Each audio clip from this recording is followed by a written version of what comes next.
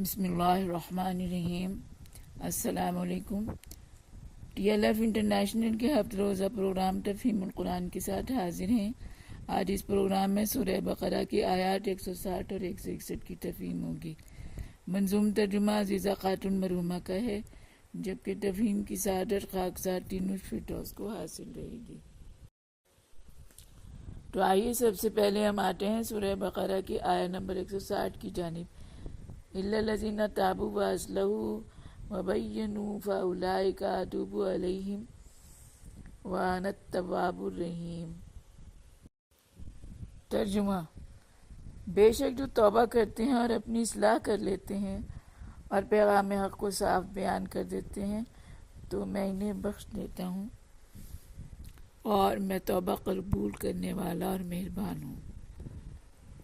تفہیم: یہ آیا بھی گزشتہ آیا کا تسلسل ہے۔ گزشتہ آیا میں یہودیوں اور نصارہ کے پیغام حق کو چھپانے اور اس حرکت کی وجہ سے ان پر کی گئی لعنت کا تذکرہ تھا، اور اس آیا میں یہ واضح کیا گیا ہے کہ ان کے اس گناہ کو معاف کیا جا سکتا ہے اگر وہ حق پوشی کے بعد اپنے کیے پر پشیمان ہو کر اور توبہ کر کے صاف طور پر حق بات کہتے ہیں اور اللہ کی بتائی ہوئی نشانیوں کو ظاہر کر کے اپنے گناہ کا ازالہ کر دیتے ہیں، تو ایسے لوگوں کو میں معاف کر دیا کرتا ہوں، اور اس توبہ اور حق بات کہنے کی وجہ سے بجائے لعنت کے میں ان پر اپنی رحمت نازل کرتا ہوں، کیونکہ میں توبہ قبول کرنے والا اور مہربان ہوں۔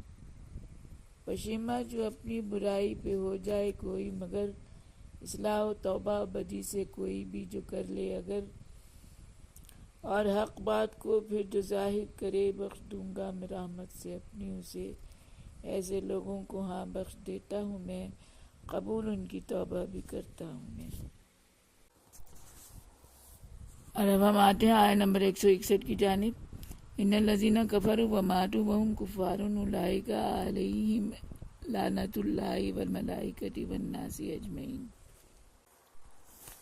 ترجمہ: بے شک جو لوگ کافر ہوئے اور کافر ہی مر گئے، ان پر اللہ، فرشتوں اور اہل ایمان لوگوں کی لعنت ہے۔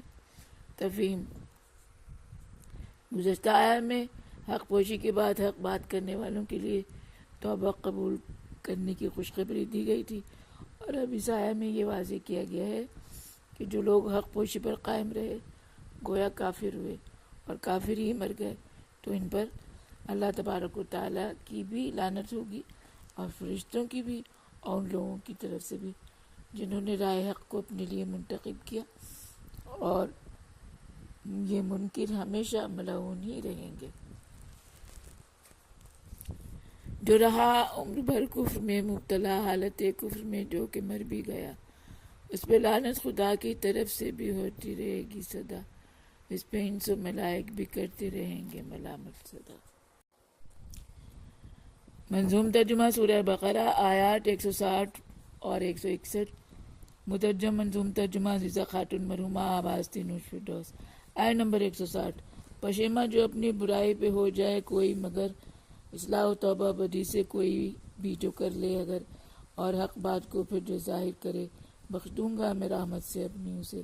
ایسے لوگوں کو ہاں بخش دیتا ہوں میں، قبول ان کی توبہ بھی کرتا ہوں میں۔ آیت نمبر 161۔ جو رہا عمر بھر کفر میں مبتلا، حالت کفر میں جو کہ مر بھی گیا، اس پہ لعنت خدا کی طرف سے بھی ہوتی رہے گی سدا، اس پہ انس و ملائک بھی کرتے رہیں گے ملامت سدا۔